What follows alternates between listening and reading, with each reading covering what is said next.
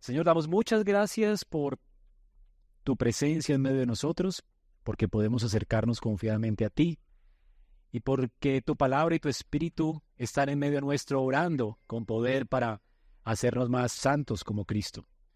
Ayúdanos ahora, Señor, a tener oídos dispuestos para escuchar tu palabra y ayúdanos a tener corazones dispuestos a ponerla por obra, obedecerla, creer. Especialmente ayuda a nuestra fe, Señor, de manera que nos aferremos a Cristo en esta mañana y salgamos de aquí prontos para vivir para su gloria. Gracias por nuestras vidas y ruego también por tu luz, por tu iluminación para mí y para mis hermanos. Dame fluidez de hablar y ayúdame, Señor, con temor y reverencia a hablar delante de ti a mis hermanos. Te lo suplico en Cristo Jesús. Amén. No sé si a ustedes les ha pasado en su vida que algunos ya son pequeños, pero todos tenemos como proyectos que queremos hacer. En nuestros proyectos a veces fracasamos. Iniciamos un proyecto de vida, un emprendimiento, como llaman hoy, y de repente fracasamos eventualmente. No sé cuántos de aquí ya han fracasado en algún emprendimiento. Pero ¿qué sucede cuando fracasamos en un emprendimiento? Cuando queremos hacer otra cosa diferente, ¿qué sucede? Nos da temor, ¿verdad? A veces el temor puede hasta paralizarnos para iniciar otra cosa. Y mientras más fracasemos en nuestros emprendimientos, pues más temor nos da y a veces llegamos a viejos y nos da miedo emprender, nos da miedo hacer cosas. Porque el temor nos paraliza, el temor al fracaso, porque ya tuvimos un fracaso. Y ese temor hace que no avancemos y que temamos a las circunstancias y cuando veamos que las cosas se ponen difíciles, abandonamos cualquier tipo de proyecto, sea una familia, sea cualquier cosa. Porque nos atemorizamos, nos llenamos de miedo. Cualquier tipo de desafío nos asusta por los fracasos. Fracasar es difícil, ¿verdad? Nos llena de parálisis mental. Ahora, imagínense por un momento que usted está ahorita mismo comenzando un proyecto, tal vez. Y si pudiera suceder, alguien viene por una de esos agujeros de gusano y regresa del futuro y se encuentra con usted.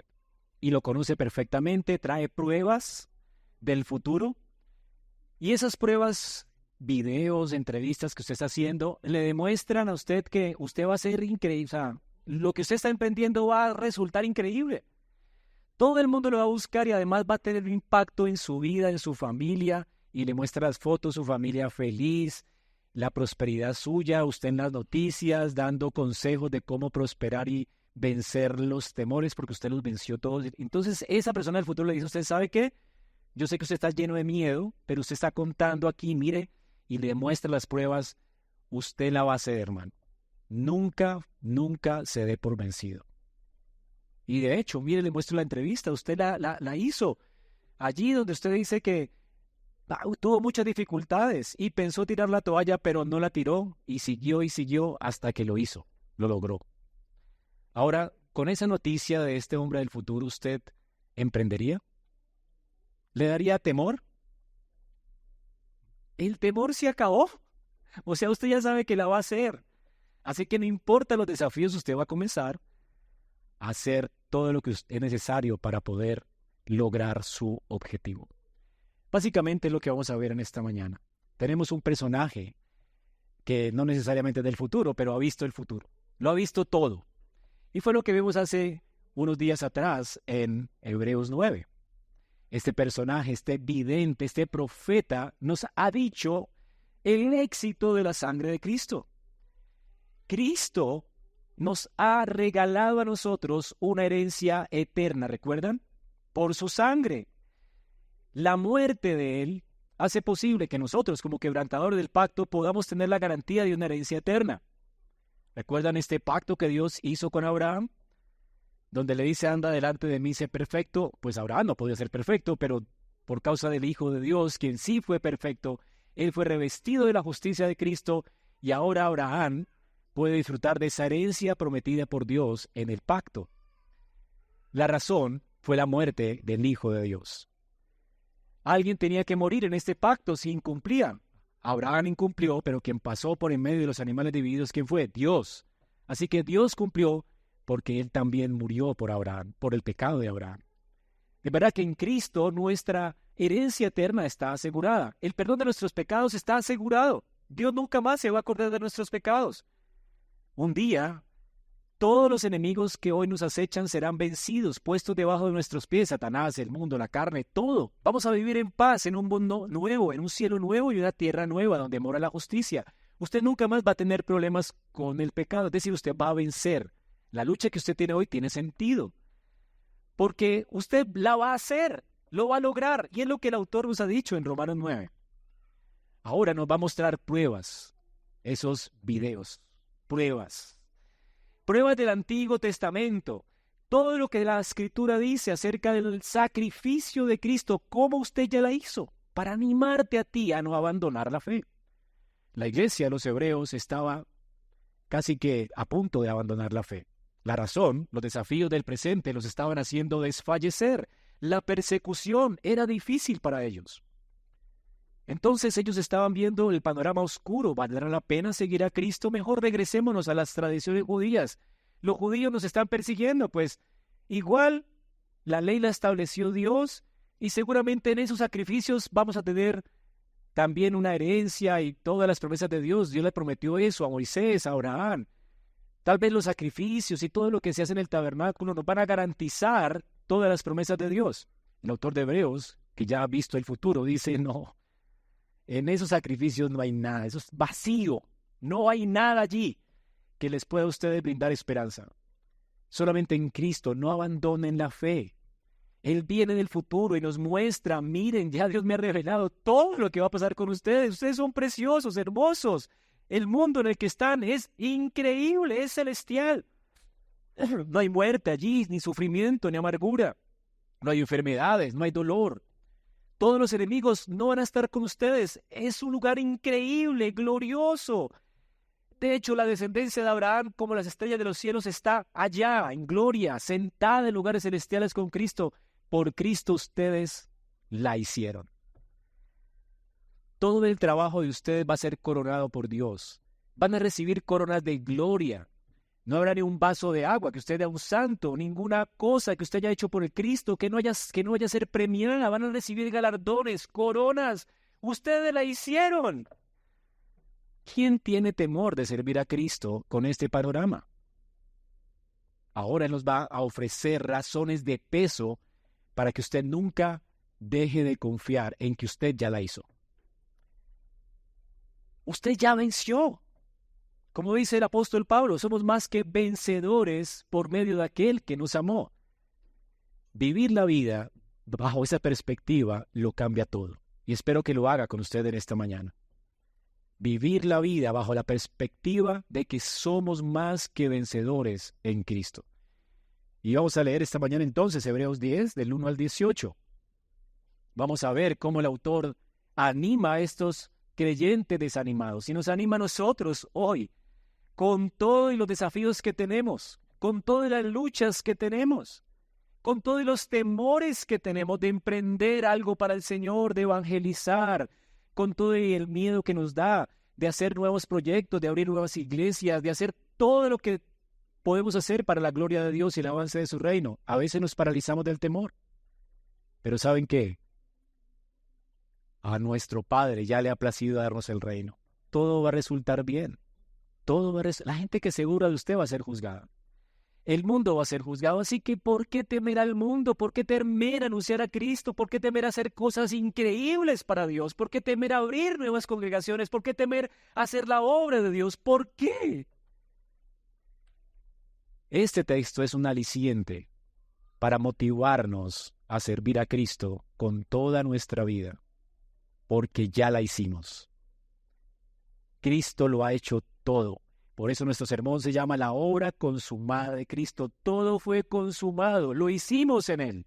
Hebreos 10, 1 al 18 dice: Pues ya que la ley solo tiene la sombra de los bienes futuros, y no la sombra misma de las cosas, nunca puede, por los mismos sacrificios que ellos ofrecen continuamente año tras año, hacer perfectos a los que se acercan. De otra manera, no habrían cesado de ofrecerse, ya que los adoradores, una vez purificados, no tendría ya más conciencia de pecado, pero en esos sacrificios hay un recordatorio de pecados año tras año. Porque es imposible que la sangre de toros y de machos cabríos quite los pecados. Por lo cual, al entrar Cristo en el mundo, dice: sacrificio y ofrenda no has querido, pero un cuerpo has preparado para mí.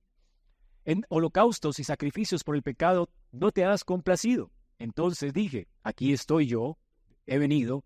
En el rollo del libro está escrito de mí para hacer, oh Dios, tu voluntad. Habiendo dicho anteriormente: sacrificios, ofrendas y holocaustos y sacrificios por el pecado no has querido, ni en ellos te has complacido, los cuales se ofrecen según la ley, entonces dijo: he aquí yo he venido para hacer tu voluntad. Él quita lo primero, para establecer lo segundo. Por esa voluntad hemos sido santificados mediante la ofrenda del cuerpo de Jesucristo, ofrecida una vez y para siempre.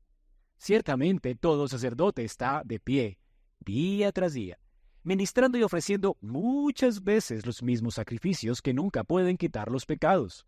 Pero Cristo, habiendo ofrecido un solo sacrificio por los pecados para siempre, se sentó a la diestra de Dios, esperando de allí en adelante hasta que sus enemigos sean puestos por estrado de sus pies, porque por una ofrenda Él ha hecho perfectos para siempre a los que son santificados.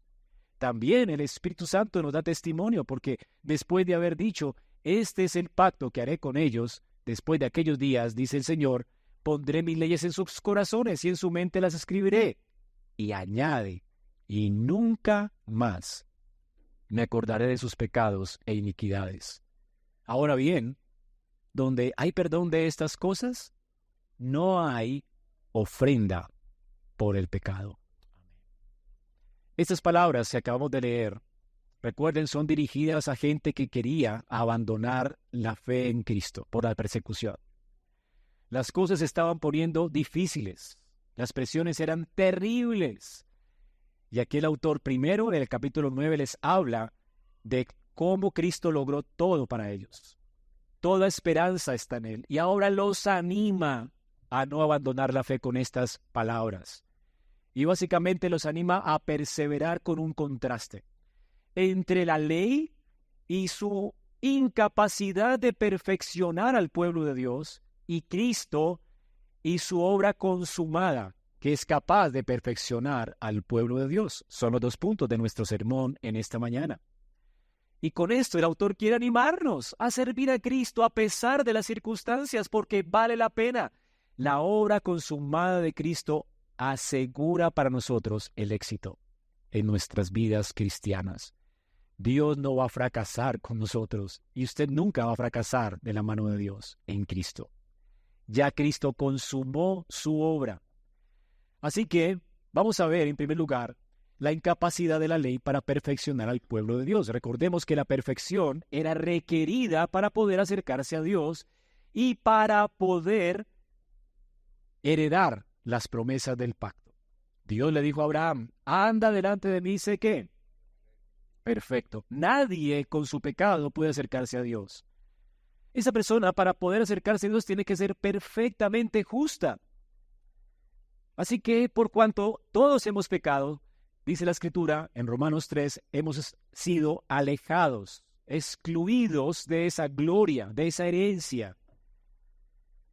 La ley nunca pudo darnos esa herencia. Es el primer punto del sermón. Esta mañana el autor nos está recordando esto: la incapacidad de la ley para perfeccionar al pueblo de Dios. Necesitamos perfección. Necesitamos que nuestros pecados sean quitados, y además necesitamos portarnos bien para poder estar delante de la presencia de Dios. Lo primero que Dios verá cuando te acerques a su trono celestial es: ¿has pecado? No, nunca he pecado. Bueno, listo, bienvenido. ¿Has hecho buenas obras? Es decir, ¿has cumplido perfectamente mi ley? Porque no solamente es no dejar de hacer cosas, sino es hacerlas perfectamente como Dios las ha ordenado. Entonces, sí, he hecho todo perfecto. A ver, va a abrir tus registros. Muy bien, bienvenido a mi cielo. Es la forma de estar con Dios, es la forma de heredar el cielo. es lo que sugería el árbol de la ciencia del bien y del mal. Para poder acceder al árbol de la vida, el hombre tenía que obedecer a Dios de manera perfecta y completa. Pero el pecado nos ensució, nos manchó y nos excomulgó de la presencia de Dios. No hay esperanza de gloria para el hombre. ¿Qué esperanza hay para el hombre? Ahora vamos a ver que Dios fue quien ordenó la ley. Y fue Dios el primero que hizo un sacrificio en la Escritura. No sé si recuerdan una vez que Adán pecó junto con su esposa. Paulito nos dijo que lo primero que sucedió fue que Dios les da una promesa. La promesa del nuevo pacto.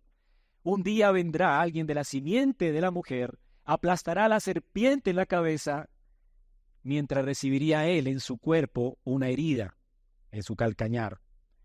Así que él recibiría una herida de muerte. Es decir, que Dios está prometiendo aquí que él iba a solucionar el problema de Adán. Él ya está manchado, es culpable. Dios iba a quitar esa culpa, iba a perfeccionar a Adán de dos formas. En primer lugar, este que vendría de la simiente de la mujer no iba a pecar.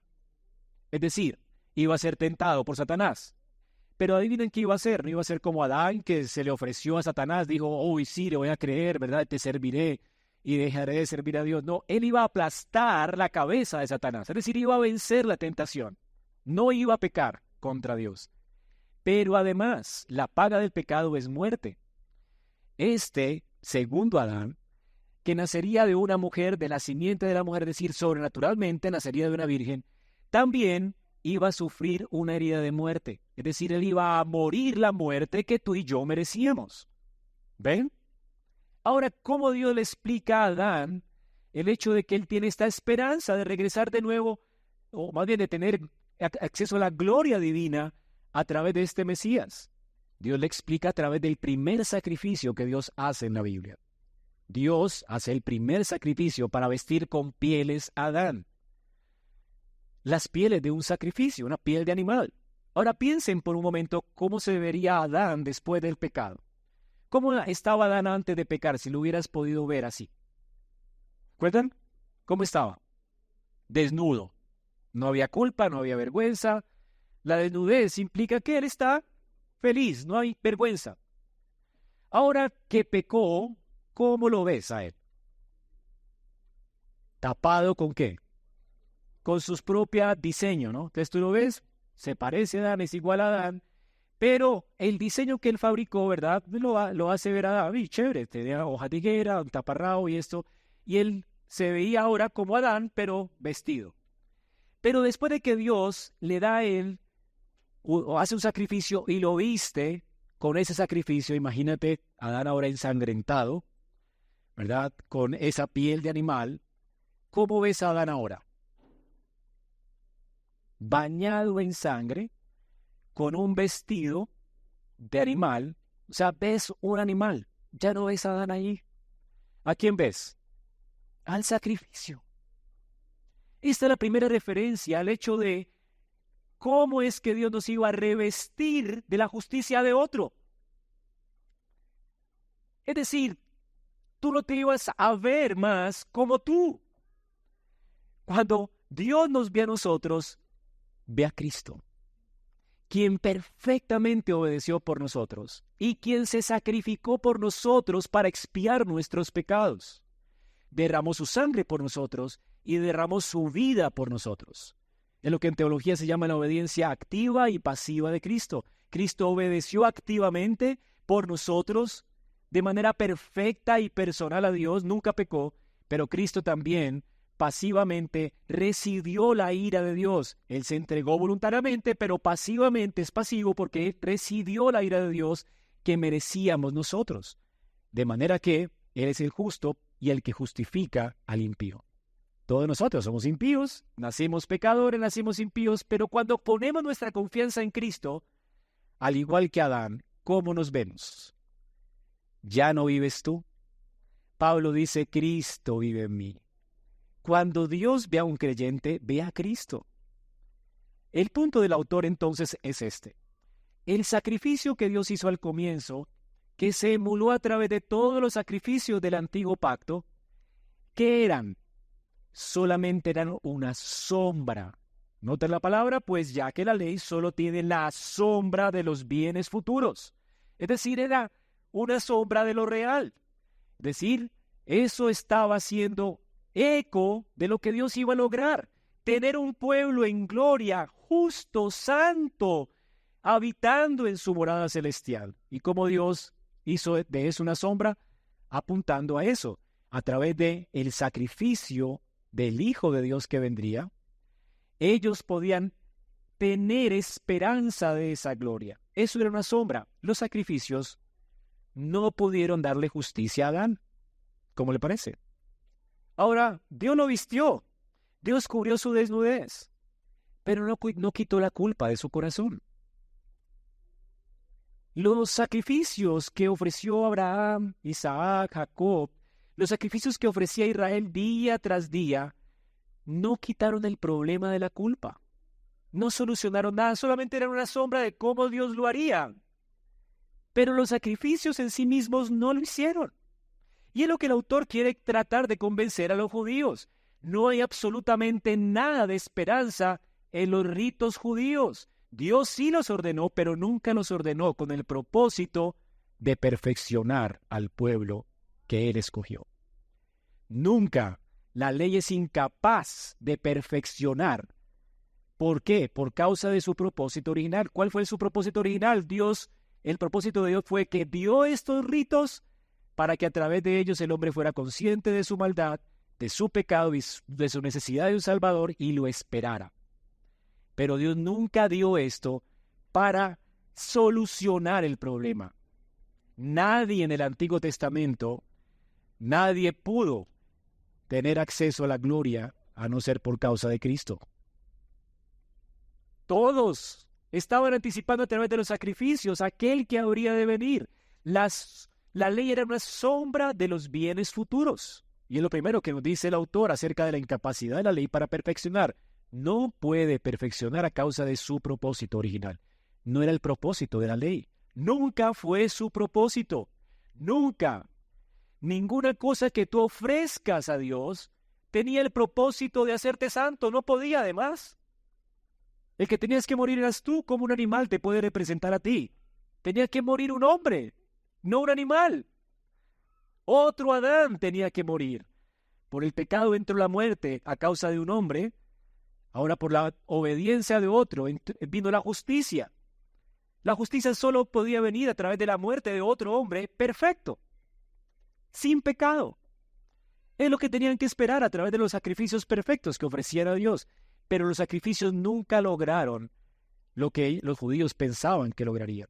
De hecho, para el tiempo de Jesús, algunos judíos, apóstatas por supuesto, pensaron que los sacrificios podían lograr lo que nunca lograban. Y el autor les quiere hacer entender algo, ¿listo? Para que ellos entiendan que era incapaz de perfeccionar. El autor les muestra cómo nunca Israel tuvo acceso al cielo. Nunca. Ahora, dice aquí, la ley era una sombra y no la forma de las cosas. Nunca pudieron, por los mismos sacrificios que ellos ofrecían continuamente cada año, hacer perfectos a los que se acercan. Nunca pudieron. Nunca pudieron hacerlos perfectos para que se acercaran a Dios. Nunca pudieron acercarse a Dios. Ese es el punto del autor. ¿Quieres acercarte a Dios? Tú necesitas ser perfecto y los sacrificios no pudieron proveer eso. Qué frustración, ¿verdad? Qué frustración para esta mujer que le conté a los niños. Seguramente era una creyente judía, era parte del pueblo de Dios. El Señor vino a salvar a Israel. Y esta mujer, con el flujo de sangre, era una mujer paria. No podía ni siquiera acercarse a Dios. Ni siquiera podía reunirse con el pueblo ni con la iglesia. Qué tristeza, ¿verdad? Excomulgada completamente, sin esperanza de acercarse a Dios. Pero ella entendía que había una esperanza en el Mesías que vendría. Y cuando supo que estaba allí, fue a tocarlo a él, sabiendo que solamente él puede quitar la culpa, la mancha y hacerla pura para acercarse a Dios. Y sí que la hizo pura. Porque Cristo es el Cordero de Dios que quita el pecado del mundo. Los muchos sacrificios no pudieron hacer esto. No pudieron abrirnos un camino a Dios. Lo señalaron, pero no lo abrieron. Nos mostraron el mapa para acercarnos a Dios, pero no era la vía para acercarnos a Dios. Nos mostraron el camino, pero no era el camino. Solo Cristo es el camino, la verdad y la vida. Nadie viene al Padre sino por Él. La ley solo era el mapa. Cristo es el camino. ¿Entienden la diferencia entre el mapa y el camino? Tú no te embarcas en una ruta mirando el mapa. Tú tienes que coger carretera para llegar a algún lugar. Cristo es la carretera. El mapa te muestra las vías. Así era la ley señalaba lo que Dios haría, pero nunca podía llevarte a ningún lugar. ¿Ves la diferencia? La ley es incapaz de perfeccionar, porque además no pudo quitar el pecado ni impartir justicia. Nunca las personas que ofrecían corderitos cada año, nadie podía deshacerse de la culpa. Noten aquí el texto. Ahora, él hace una pregunta retórica. Si alguno de los sacrificios que se ofrecían en el Antiguo Testamento hubieran purificado, o sea, hubieran quitado el pecado, hubieran impartido justicia, entonces, ¿por qué se hacían más? Es una pregunta buenísima, ¿no? O sea, los judíos pensaban, sí, esto nos hace justos si sacrificamos el corderito. Eran apóstatas. Los creyentes del Antiguo Testamento verdaderos nunca creyeron en esto. Ahora les muestro que el autor dice que David no creyó en esto, nunca. Ahora, ellos nunca creyeron, los creyentes no creyeron que los sacrificios les abrían acceso a Dios. Estaban esperando al sacrificio final. Pero las personas que descansaban en esos sacrificios, que querían regresar de nuevo al rito cuando Cristo ya había venido, estaban realmente desviándose, sin esperanza otra vez, porque si algún sacrificio hubiera podido darles justicia, ¿por qué hacer más? El punto es que cada vez que tú pecabas tenías que ir con un cordero al templo. Por si las moscas, porque todo Israel era pecador, cada año se tenía que ofrecer un cordero por Israel en el día de la Pascua. Porque siempre pecaban. Esto me hace acordar mi infancia. Cuando tenía 3 o 4 años, yo recuerdo que tenía un doctor llamado el doctor Reyes. Fue mi mejor amigo hasta los 15 años. Nunca se me olvida el doctor Reyes. Y él me mandó un kit que nunca pude deshacerme de él porque era asmático. Desde que tenía uso de razón siempre fui asmático. Y él me dio un kit que nunca pude deshacerme de él hasta los 15 años, que hasta que maduraron mis pulmones. Pero todo el tiempo tenía que andar con ese kit. Yo me acuerdo del kit porque era increíble. Ventilante, Olixer y el inhalador. Siempre andaba con ellos para todo lado. Si no andaba con eso, se le tiraba el paseo a la familia. Las navidades yo siempre estaba con crisis de asma, me tenían que llevar a urgencias el 31. Imagínense mi mamá corriendo a urgencias. Siempre me les tiré las navidades, los 31, todo. Yo era el aguafiestas de la casa. Siempre me enfermaba por la pólvora, ¿no? Entonces yo no podía oler pólvora, llovía y me enfermaba. Nunca, yo no conocí una semana en la que por lo menos me faltara 2 o 3 veces al colegio. O sea, no es que fuera mal estudiante, es que no podía ir al colegio. Estaba morado, literal, tratando de ahogarme. Y el Ventilan, el Teolixer y el inhalador ayudaban, me mejoraban por un momentico. Pero como que se hacía más grave la enfermedad. Esto era frustrante para mí, porque cada vez que veía el Ventilan, el Teolixer y el inhalador, me recordaba todo el tiempo, en todos los paseos, en cada viaje que hacía, porque siempre lo llevaba conmigo, que yo estaba enfermo. Recuerdo que mi esposa me dice, bueno, ese ejemplo lo vas a poner, pero tú todavía llevas un botiquín en tu maleta.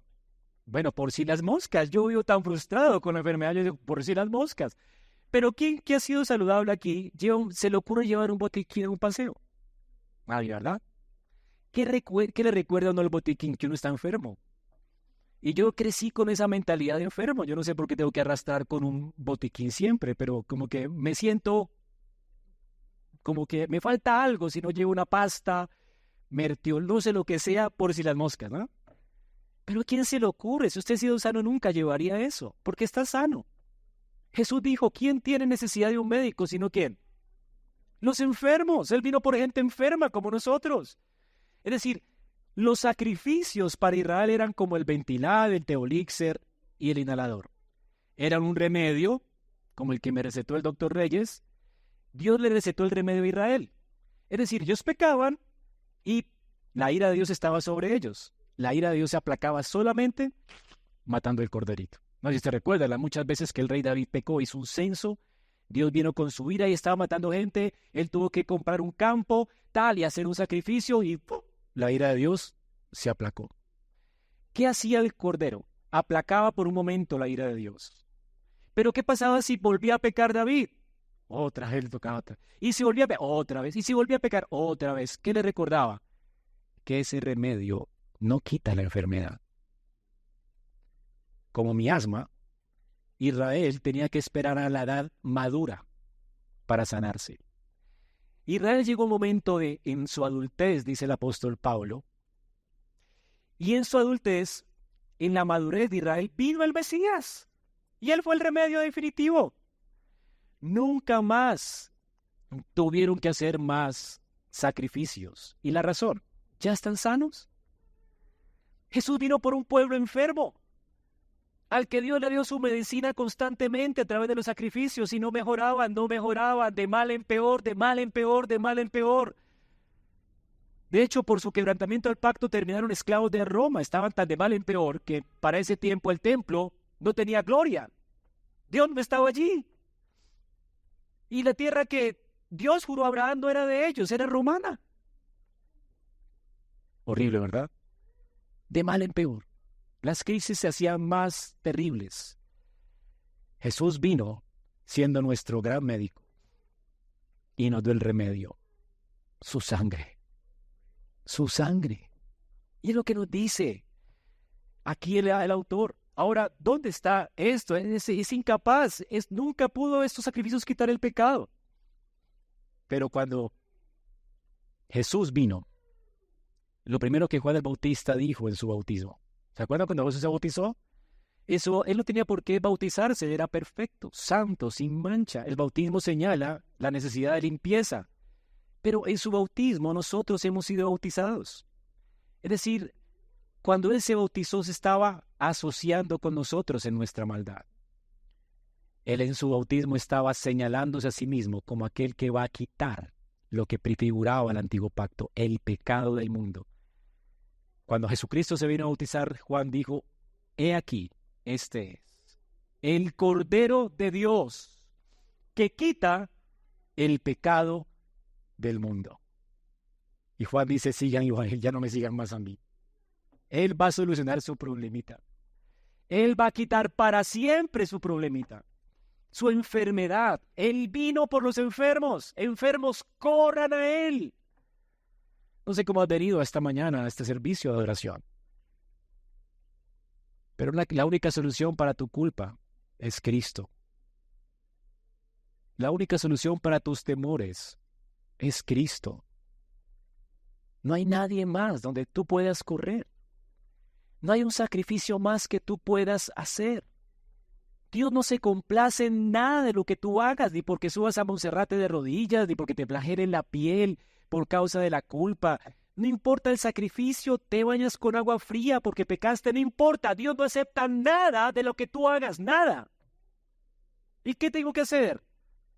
Confiar en la sangre de su Hijo. Él es el Cordero que quita el pecado del mundo, la quita de una vez y para siempre. Y el autor lo va a demostrar con la ley de Dios. Hermanos, la ley es incapaz de perfeccionar, nunca pudo satisfacer a Dios. Y noten cómo lo va a poner el autor. Él va a citar un salmo de David, donde David es consciente. Es un salmo profético. David es consciente, siempre David estuvo consciente de que el sacrificio que él hacía en el tabernáculo no podía hacerlo justo. De hecho, él es consciente de que los sacrificios que se ofrecían en el templo que él iba a edificar no podían solucionar su problema. ¿Ustedes recuerdan el Salmo 51? No quieres holocaustos que yo daría. No quieres sacrificios. Yo sé que no te agradan, Señor. O sea, nada de lo que yo hago me puede hacer justo. Solo que yo me humille delante de ti, un corazón contrito y humillado, que confíe en tu gracia prometida en Cristo. Solamente eso puede salvarme. Y Dios le permite a David escuchar una conversación del futuro. ¿Okay? Por eso les dije que había un habitante del futuro acá. David es un hombre que fue al futuro proféticamente. Y David está escuchando una conversación y el autor nos dice, miren, escuchen a David, un hombre del futuro.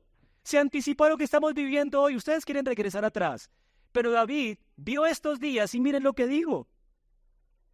Por lo cual, al entrar Cristo al mundo, ¿qué dijo David? Esto está en el Salmo 40, por si acaso, ¿no? 40 del 6 al 8. Sacrificio y ofrenda no has querido. David está escuchando esta conversación entre Jesús y el Padre después de su encarnación. O sea, no es una conversación del Padre y del Hijo en la eternidad. Es una conversación entre el Padre y el Hijo cuando Cristo se encarnó. ¿Notan allí el texto en el versículo 5? Al entrar Cristo en el mundo, Cristo dijo esto.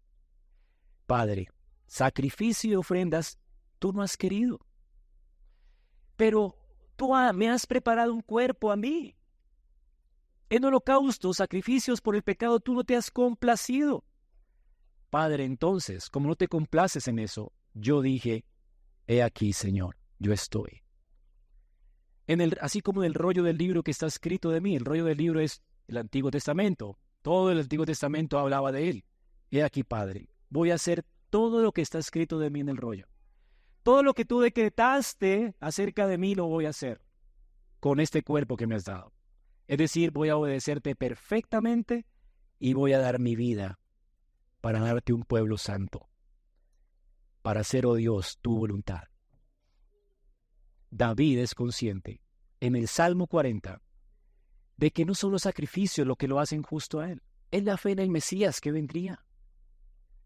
Él es consciente aquí de en esta conversación que Dios le permite escuchar entre el Hijo y el Padre.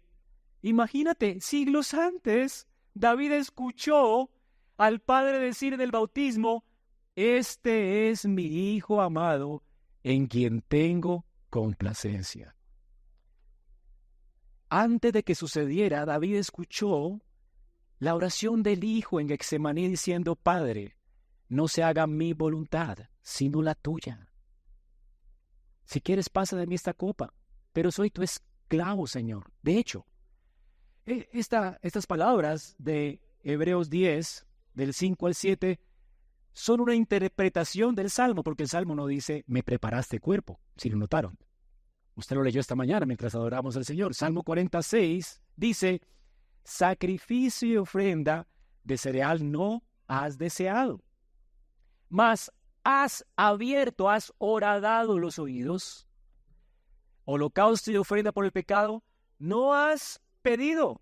Y entonces yo dije, he aquí estoy, me deleito en hacer tu voluntad, Dios mío. Tu ley está dentro de mi corazón.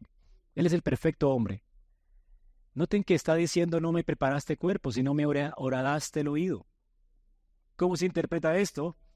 Que el Hijo entiende que el cuerpo que el Padre preparó para él, a propósito aquí está la encarnación de Cristo, él no fue engendrado por voluntad de hombre ni de varón, sino que fue engendrado por Dios. Dios preparó el cuerpo en el vientre de María. Aquí está señalando su nacimiento virginal, su concepción virginal.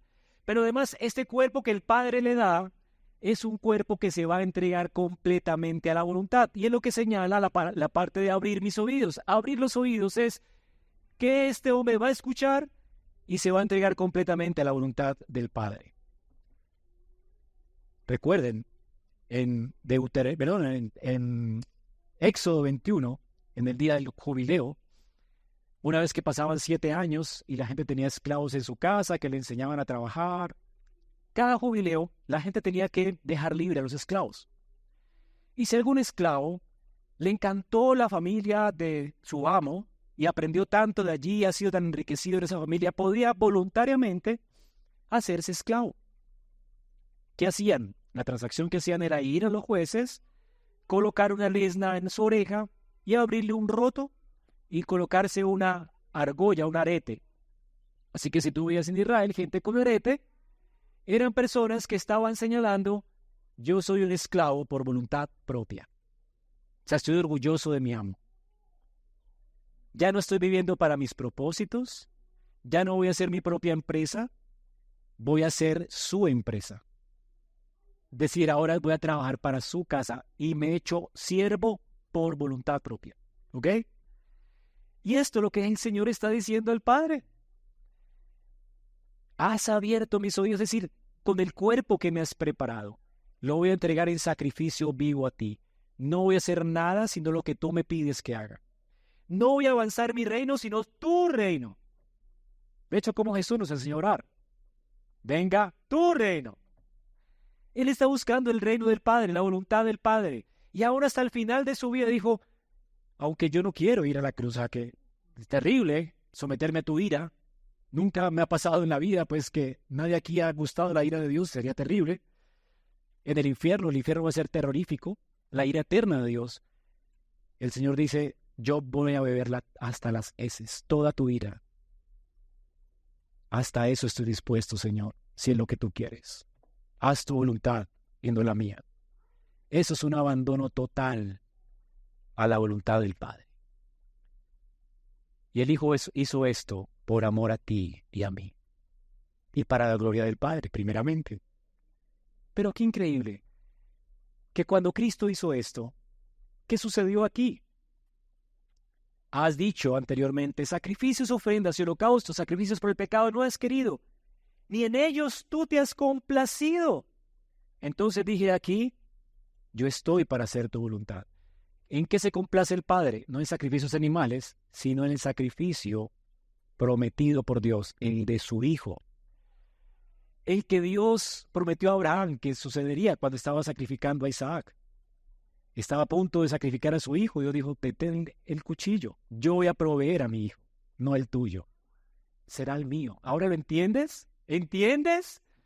Ahora, ¿cómo vas a vivir a la luz de lo que ya sabes? Abraham estaba convencido de que era su hijo, el Mesías, y estaba dispuesto, era el hijo de sus entrañas. Y estaba dispuesto a sacrificarlo para Dios. Pensó que era el Mesías y Dios dijo, no, no es. No va a ser un hijo tuyo, de tu simiente. Va a ser el mío. ¿Ok? ¿Cómo no amar a Dios, hermanos? Los que son padres entienden esto. Alguien que está dispuesto, por amor, a sacrificar a lo que más ama y atesora en este mundo, lo hizo por ti. El Padre no escatimó a su Hijo y lo entregó por nosotros. Y el Hijo quiso ser quebrantado por la mano del Padre, para que tú y yo no muriéramos. De manera que la Escritura nos dice que por esta perfecta obediencia de Cristo, es la única forma en que nuestros pecados han sido satisfechos. Nunca los sacrificios satisfacieron a Dios. Dios está satisfecho únicamente con el sacrificio del Hijo. Fue lo que satisfizo la ira de Dios, porque Jesús es perfecto Dios y perfecto hombre, perfecto mediador entre Dios y los hombres. Cuando Él derramó su sangre y ofreció toda su vida en obediencia al Padre, lo que estaba haciendo aquí es un glorioso intercambio. Él nos acredita toda su justicia y tomó todos nuestros pecados para llevarlos sobre sí en la cruz del Calvario, para que todo aquel que en Él crea no se pierda y tenga vida eterna. Por eso el que está en Cristo nunca vendrá a condenación jamás. Él pagó.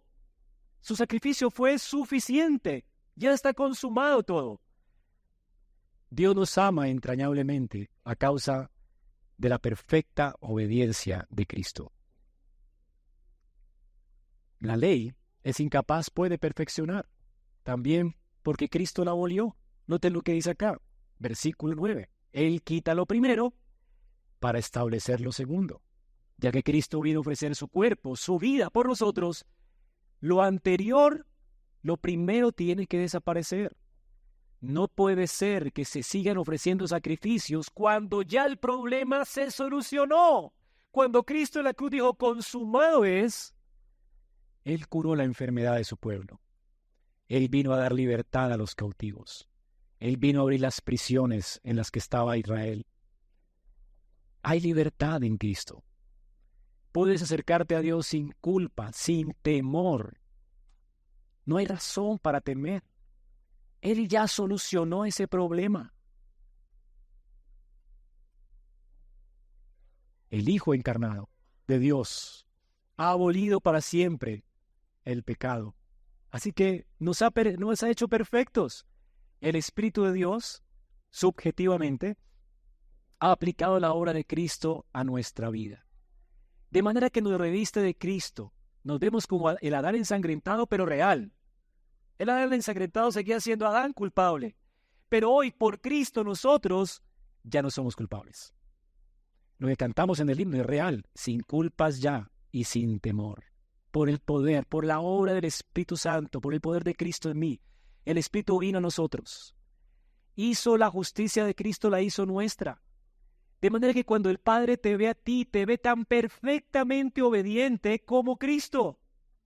Cuando el Padre te ve a ti, ve a Cristo. Alega tu causa delante de Dios. No es posible que Dios se acuerde más de tus pecados, porque ya los cubrió una sola vez, con una sola ofrenda.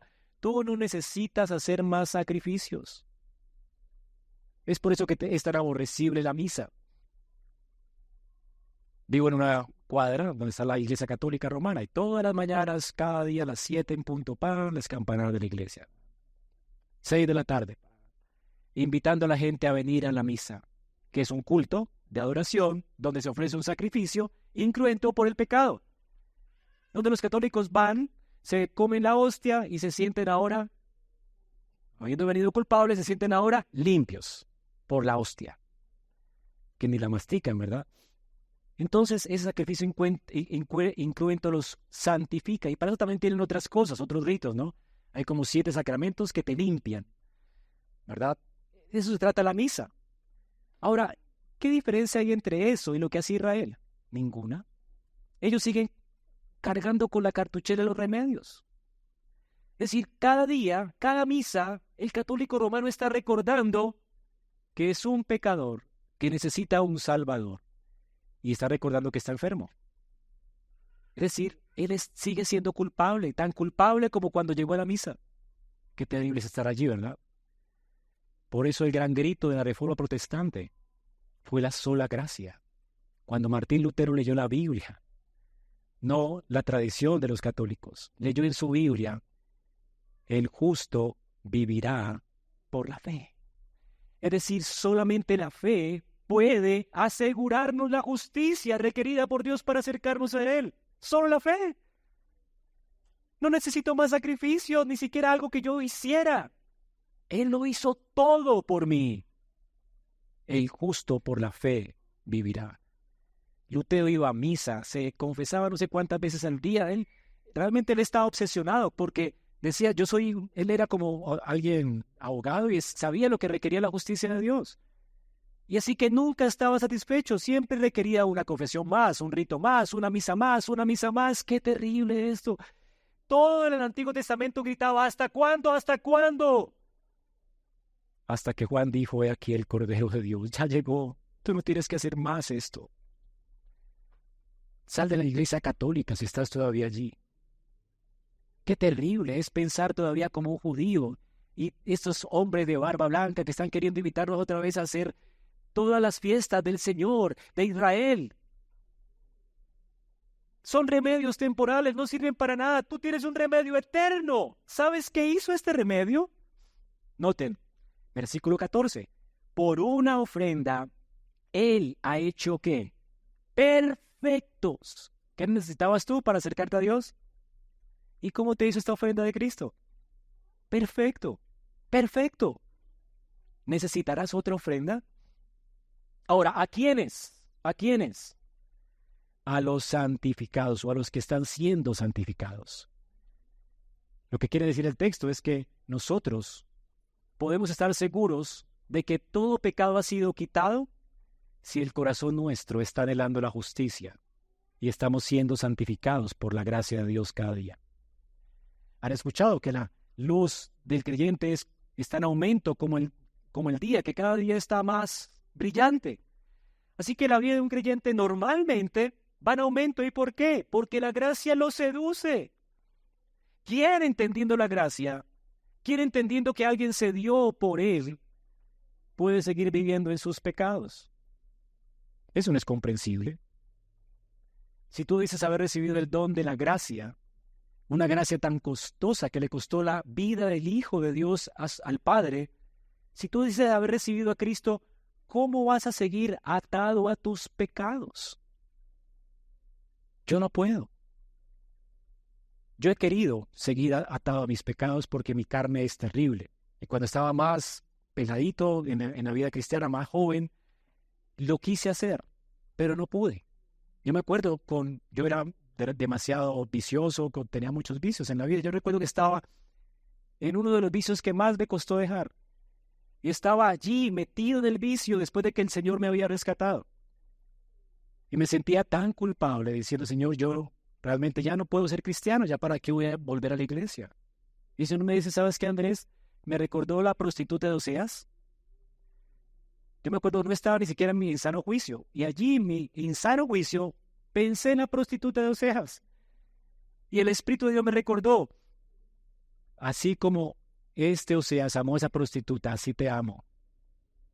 ¿Y sabes cómo te veo, Andrés? Tan limpio, como si nunca hubieras... Yo me olvidé de que tú eras eso. Tú no eres eso. Ese día nunca más me entregué a ese vicio. Lo abandoné por completo. ¿Cómo Dios puede amarme así? ¿Cómo no me retira su amor nunca? ¿Cómo me sigue viendo tan perfecto como el primer día que creí? ¿Cómo me sigue confiando una iglesia, una familia, a pesar de mis errores? ¿Y sabes cómo? Porque me ve tan perfecto como el primer día en que puse en Él mi esperanza.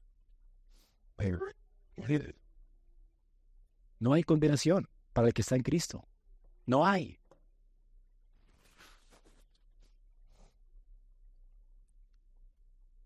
Tienes el Espíritu de Dios que da testimonio. Porque después de haber dicho, este es el pacto que haré con ellos después de aquellos días, dice el Señor, pondré mi ley en sus corazones, en sus mentes, las escribiré, y añade, y nunca más me acordaré de sus pecados e iniquidades. Noten, añade. Ya hemos hablado del antiguo pacto, del nuevo pacto. Pero aquí hay una añadidura que tal vez se nos olvida. El nuevo pacto no solamente promete corazones nuevos, disfrutar de una vida en plenitud, sin el estorbo del pecado, no. Promete que Dios nunca más se acordará de nuestros pecados. Todos nuestros pecados del presente, del pasado, del futuro, Él los echó a las profundidades del mar cuando Cristo fue a la cruz y nunca más nos los va a recordar, nunca más. Cada vez que te acercas a Dios, siempre eres recibido. Pecaste, te acercas a Dios, siempre eres recibido, siempre. Sucio como estás, en Cristo Dios te ve limpio y sin defecto, tan hermoso como el Cordero de Dios, porque tú eres uno con Cristo. Es lo que señala nuestro bautismo. Si esto no te compunge a la obediencia, nada lo va a hacer.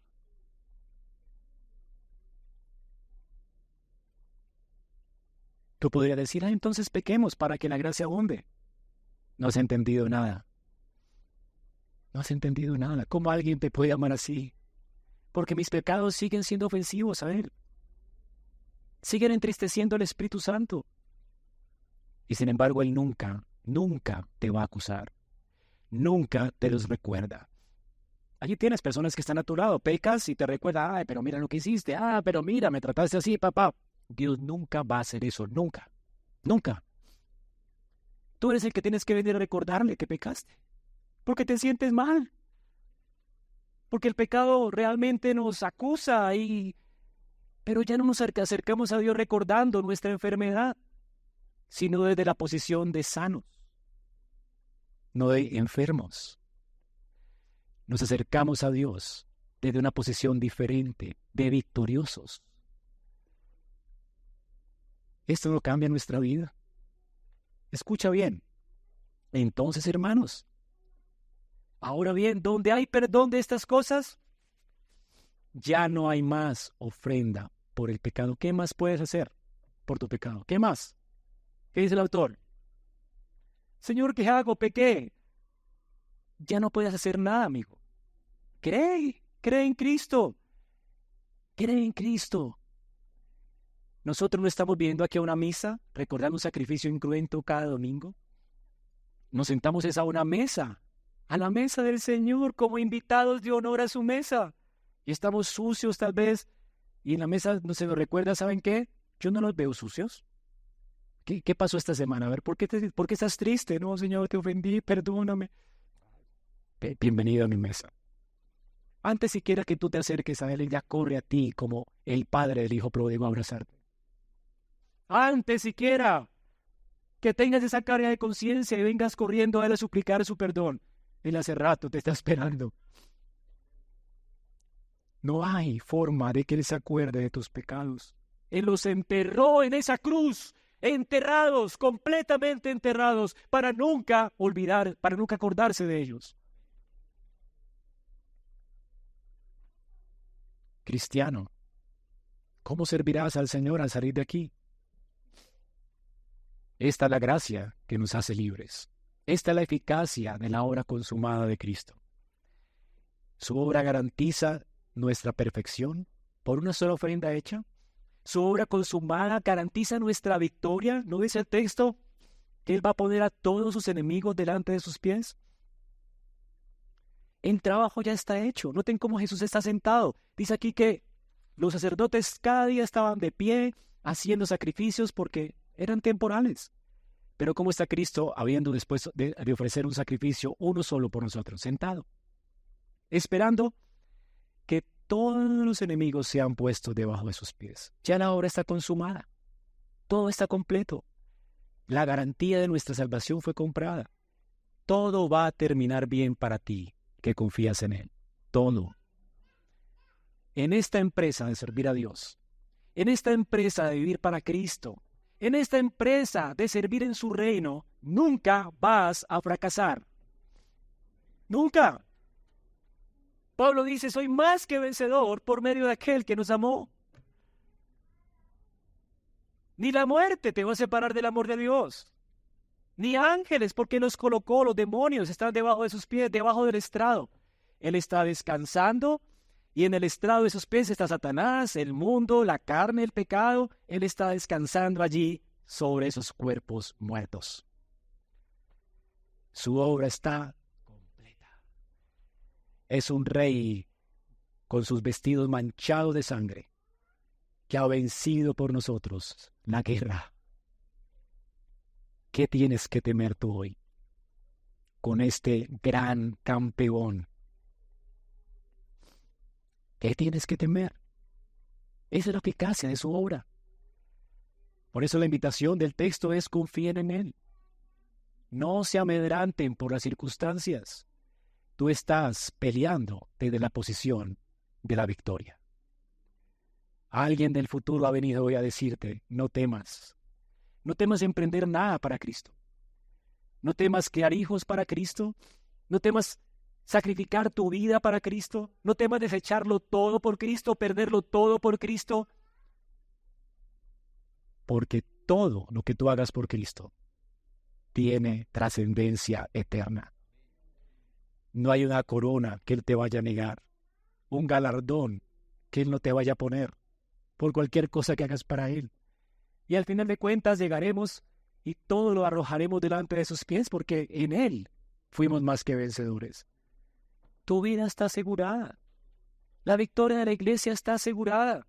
Las puertas del infierno no pueden prevalecer contra nosotros. Y amigo que me acompañas esta mañana, tienes que estar de este lado del equipo. Porque un día el Señor vendrá y serán malas noticias para ti si no estás en Cristo.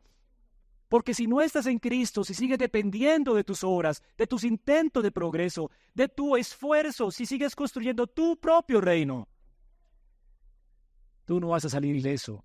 Vas a sufrir por toda la eternidad la ira de Dios justamente por menospreciar a Cristo.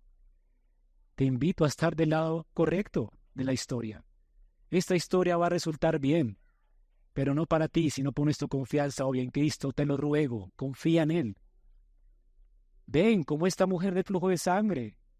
Solamente cree y tu culpa desaparecerá. Solamente cree y Él te hará más que vencedor. Solamente cree y sus promesas nunca faltarán. Y todo va a terminar bien para ti.